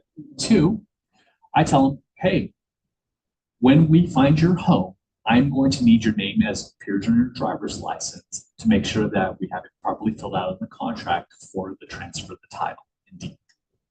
So I'm going to need a copy of your driver's license to make sure I'm spelling everything correctly because you want that home to be yours. So that's the second reason. Third reason, you're able to get their birth date and put them onto the different little programs. Hey, happy birthday, send you a card, whatnot like that. So you have a way to gather information that you're going to need anyways, but you get a little bit more information than normally would have received.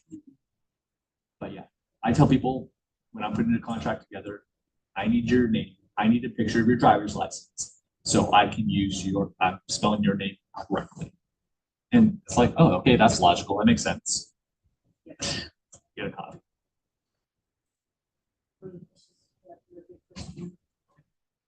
That's a question. Thank you. Do you curate a different buyer's presentation based Yep. on clients? Yep. Like if they're looking at a different neighborhood? Nope. different neighborhood size? No, I mean, that's because a lot of clients are going to different neighborhoods anyway. So it's just when you're there. Yeah. Yeah. Everybody gets the same stuff. That's why everybody gets that sheet right there for me. Different neighborhoods, different stuff. Everybody gets the same intake process. Yes. Same. You can't offer different ways. Yeah. So No matter what. that's why, like I said, that's why my sheet is the same one. Yeah, this is awesome. Is this in your presentation? Do you bring this separate? That's typically in my presentation. That's part of my presentation. So my presentation packet includes that as the cover sheet. So I don't have like a welcome stuff because but it has that. It has a consumer guide to agency relation. It has the exclusive buyer agreement, and it has a purchase contract. And I go through all of those documents. Again, I tell them when you are signing, when we're excited, we find your house, you're going to be signing these electronically. And it's my firm belief that you should know what you're signing before you're actually having to sign it to, to make the deal done. So, boom, exclusive buyer agreement. This is, now a requirement through the National Association of Realtors, NAR, as of 2024. This stipulates that, we're going to be working together for a set time period. I have an obligation to you. I have a contractual obligation to you. You have a contractual obligation to me for this time period. I typically do mine in 6-month increments. Some agents do a full year. Some do 3 weeks. Your discretion, your call. And I say, hey, I like to keep mine, June 30th for, beginning of the year, and then, December 31st for the second half of the year. And that way, for 2 reasons. One, whenever I'm, if their process is slow, I know that I have to renew every, 6 months. When it comes to paying, we're going to ask the seller to pay my compensation. With that said, there are some sellers that do not want to pay for a buyer to negotiate against them. That means that we need to have agreement between you and my brokerage that when we go into contract, go to closing, my brokerage, because technically we don't get paid. The brokerage is paid. Brokerage will be paid so much for the services I provide. Transaction fee. I do utilize a transaction coordinator to help make sure our process moves smoothly and we hit key dates. That fee right here is this that helps cover those costs. And just walk through it. Explain why you do things. And people tend to be understanding.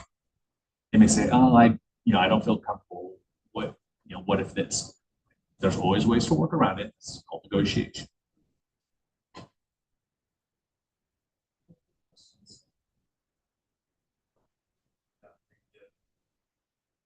But absolutely keep the process the same for everybody.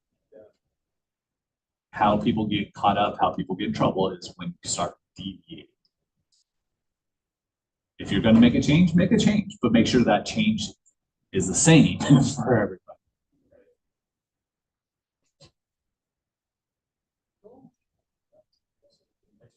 Yeah. I hope it was informative. I hope you learned something. Yeah, for sure. Last bit of expectations. If and when you have questions, my expectations, you ask. You understand? Yep. All right. I've been doing this long enough to learn a few things, still learning, never stop learning. Again, no 2 transactions are the same, so we always have opportunities to learn and grow. And thank you for your time. Thank you for staying with me over our time period. And go sell some houses. See you in the meeting tomorrow. So it's, All TV, yeah, or maybe. I don't know. Maybe.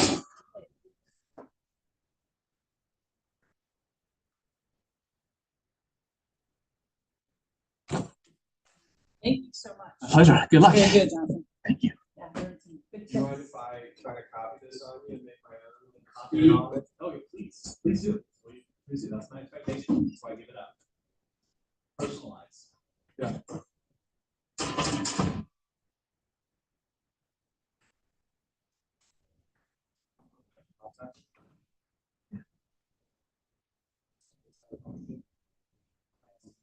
And then you have an office over here, I think I see you sitting in, yeah, okay.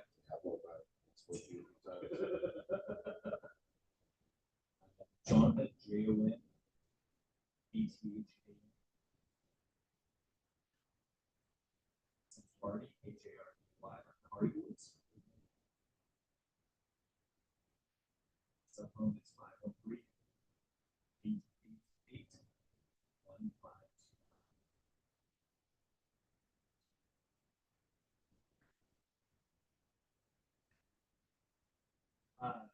This old books and TV shows, two guys that solve crime.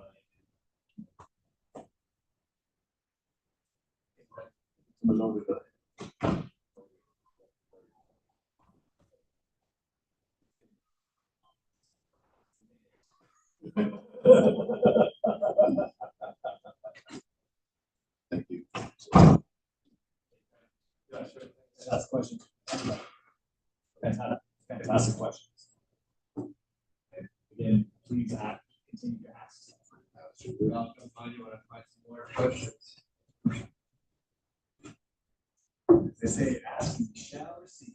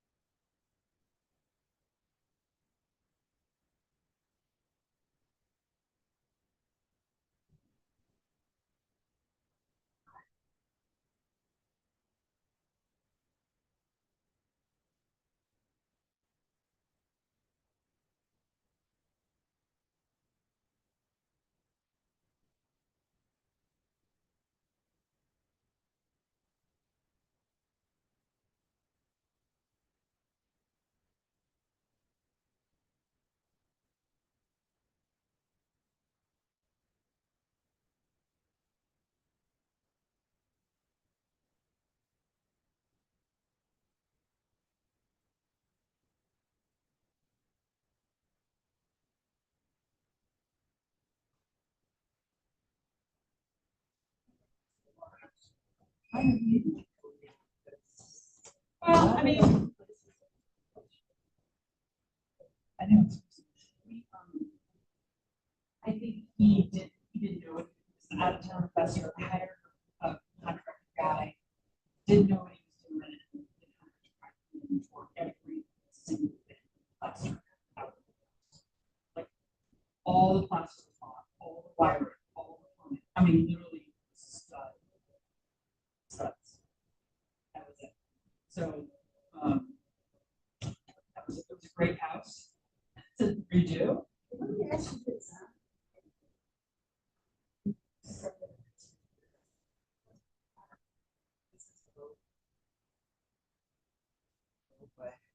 Yeah. Yeah. And I think it is, and you, have to do conventions, but. I think where I am is I really hear,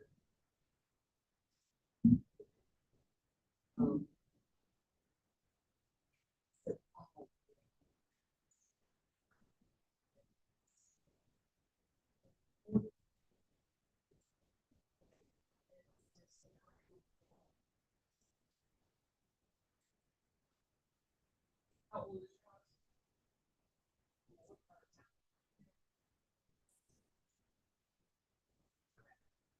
So the old, I mean, it's not gonna have, so typically. Shed walls right there. So. Can't necessarily from the outside, up until it's like the outside. Shouldn't. You don't want to feel that you're. Or want to afford load insulation. Not only that, so you have to.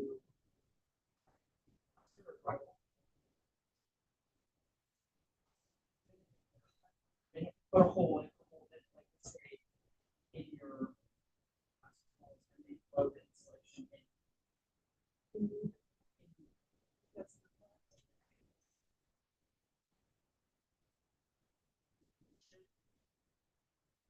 Brick, it'll be brick, and 2x4 like that, and it has a leak.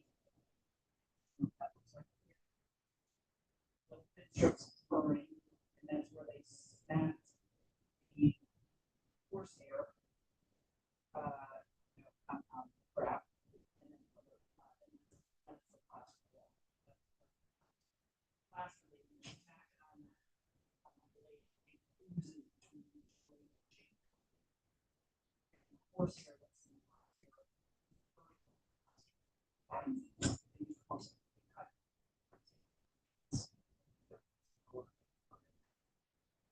So that would be the only way, and I will tell you that is not the way. So it really doesn't. Yeah, it won't fall between, because you got. Plumbing, you got electric, you're serving the cheap of that, was air holding the plaster on that leak. And if you do that, it can go like this, and then you get it a buckle. That's that. So, I mean, a lot of times there is no insulation. The best thing we can do would be like new windows. But when you do the windows, they can maybe insulate around the window. Or even insulating behind your bugs. Making massive difference. If you ever, like in our house, I was 2 years old, like every winter, Steve takes tissues and cuts them all over the place. And the window, that's 110 years old. So, but you can feel where Yeah. they're older. Yes. Because that's where the there's some there's And I think my house is things that winter, so cold. basement, right? Yep. So your basement, kind of your wall could be coming down and sitting on top of your foundation wall with that. But right here, there could be wind coming in, and so that cold air just comes in. So a lot of people put like wood from their foundation, that pink insulation on every rafter. Can't insulate can't insulate whole all the joists, Yes. because you need to have trap air, trap water dampness in that cold. Yeah,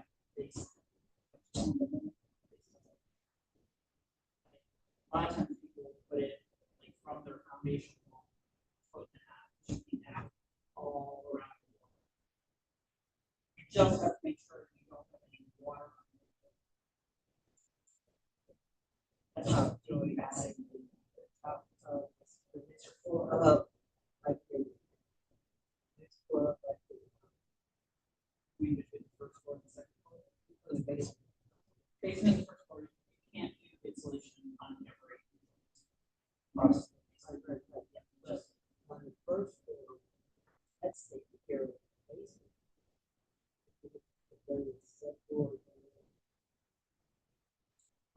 Yeah, you could do like whole over your whole carpet, you have to do subfloor and do whatever, laminate, bamboos,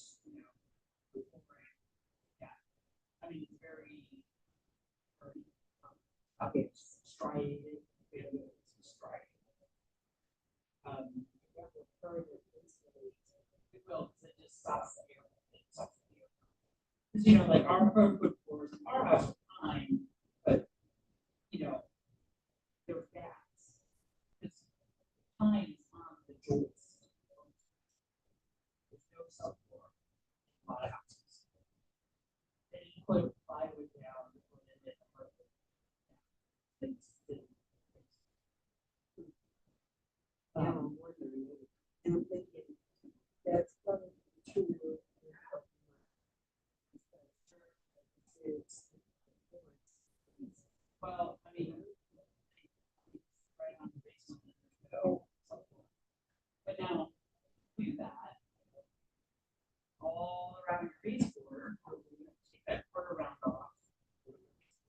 gonna shorten your base for,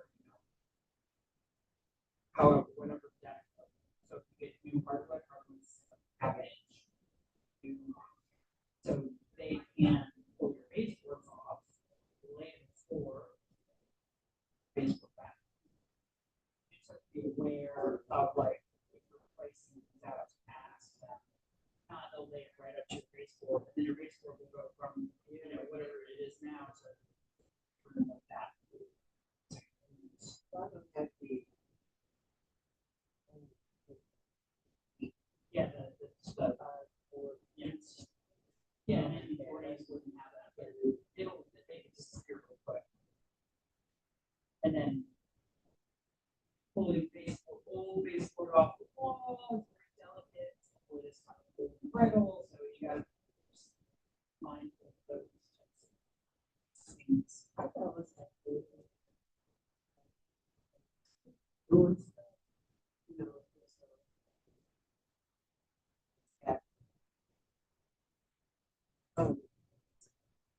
Oh, yes, like beadboard. Oh, right. So.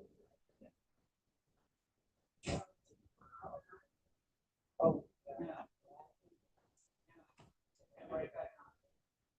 I'll take it all off already. well, no, I just.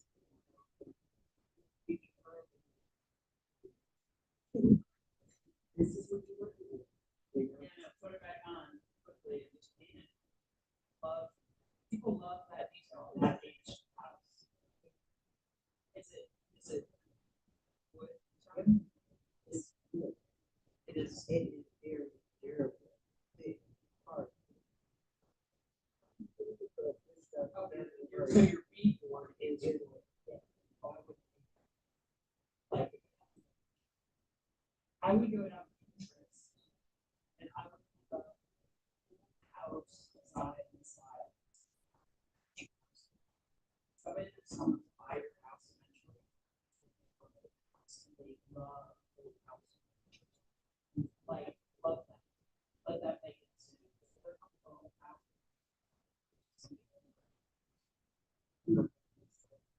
Well, but also protect your walls from soft walls.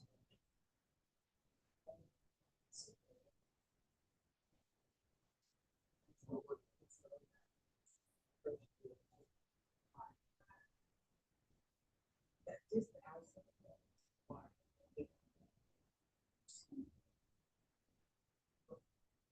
So let me ask you this. I have a neighbor who's just spent, she spent $20,000 on new windows to lower her Duke bill 30 bucks or, whatever it is. You know what I'm saying? So, yeah, I live cost analysis, which are that's how you are being. You are not obligated to work out. Here's the thing. It's cold.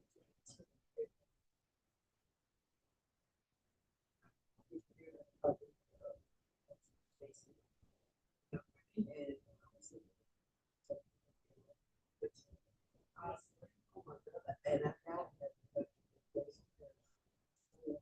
I mean, that's the stuff that you have. That's right. I haven't seen it.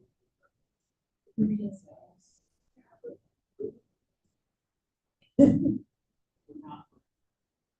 It should be brick. Plastic. So. It's an So it's one story with an attic, it's the attic, you get up there by stairs or plastic. So electrician should go and drop electric. There's Jason. But it said the same. How many of you do? That's the only thing that we could ever do. Never heard of it. I would put that. Yeah, it's the two big. that's how you run it through. A lot of times the proper, it reaches and it's got an elbow, but it hex and some plumbers will work with hex, some plumbers. You gotta find a plumber who and that's it. Yeah. Because hex is pretty easy. Like it is much easier than CD.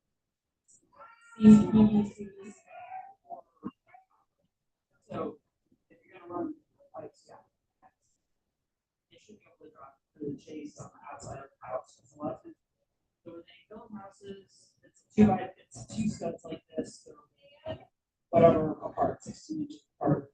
And that space is empty, it's for fire block. Sometimes they have fire blocking is a 2x4 that goes across, and if fire comes up through, it hits that 2x4 and stops. So. But back in the day, fire blocking was like, optional. But I found one of there was a last year, I guess they put the lead into the glass. They put the glass first. So the 2x4 studs are like this. They take glass, which is thin little strips of wood, and they nail them into the 2x4 stud. Plaster is not harsh. It's not like drywall. Plaster is a bucket of mud. It's coarse that they scoop up and plaster the wall. It's like and the plaster pressed into the lap. Plaster food comes over and grabs the backside of the lap and dries. And that's the first layer. What you see on your walls is finished. So that's all filled with horsehair. It's sticky, and then they come back and plaster it again, and that's what it's sweet. So it's not like a drywall sheet that they're just like cutting a sheet of plastic. That was all in the trial. Because we are to the 40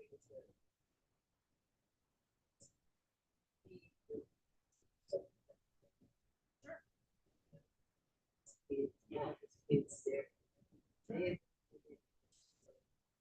You might have wanted a Sears.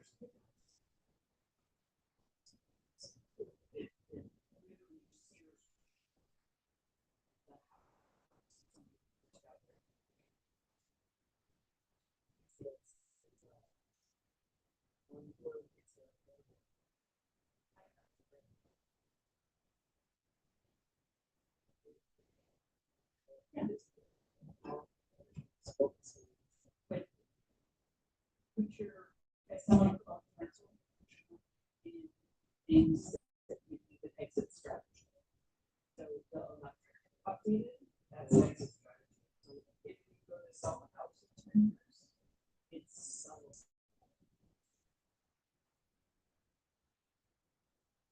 Insulating, it's no ROI. Yes, but there's still no right now. Yeah, but that you solve the space. I mean, you can make all these decisions and you're still going to prices out. Yeah. But we just. But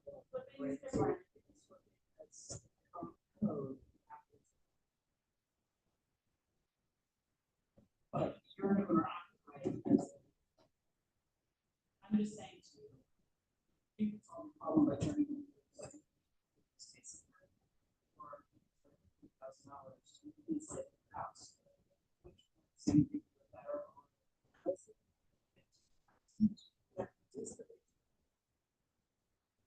Oh, you're talking about just doing what I said, the insulation. Yeah, that would be like 1,000. Yeah, that's right. But if you're talking about punching through the walls, oh yeah, that's a lot of money. No, I don't. Structural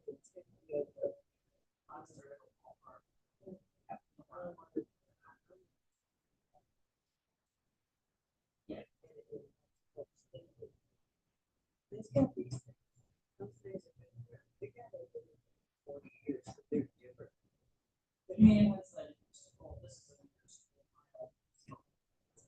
how big are the tiles? This size? Well, this is what this is called. It's called a nose. This size is a big. No, fishbowl means it blocks stuff.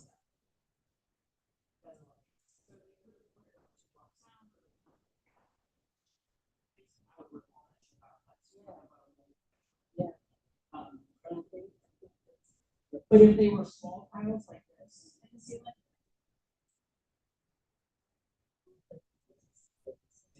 That's why I asked what size. Good. Yeah, these are from the eighties. Somebody put it in the eighties, you know, finished the basement, that's what they did live. I'm pretty sure they have the word. Yeah. A lot of the plumbing pipes. Yeah, it's all up in Some the rack. rack or something. Oh, yeah, There, so, you know, it's gonna have to be redone anyway, so.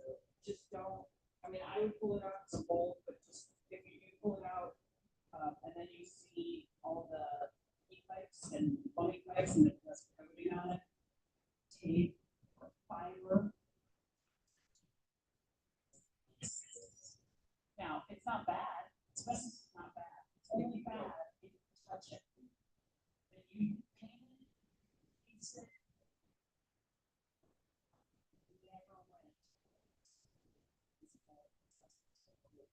So you have to just be careful when you're having your houses, because they have a lot of shit on them. You know, I gotta go meet, Okay, I'm sorry. no, sorry. God, I was hoping to take the shortcut. There you are. I want these tiles down. I want it supposed to be, Yeah, you know, and the part that, I'm not gonna dispose, because you said it's gonna have to come out so far. You know, and then, Installation, you know, you bring it as far, to me, it's gonna be, square things. And this is still, oh, kind of a little, but not really. I mean, you just want to insulate that first foot and a half Yeah. of the border Yeah. of your joist where it sits on the foundation of your. The wall comes down, or the brick wall comes down and sits on the foundation of your house. So Yeah. where that wall meets the foundation of the house, you just want to insulate that little bit. yeah, I think I've identified this with a great piece of foundation. It's gonna need something. Yeah, you just don't want to put anything where water's coming in, obviously, Yeah, because it'll hide the problem, and that's bad. make it work. Makes it worse. Yep. You're welcome, Mary.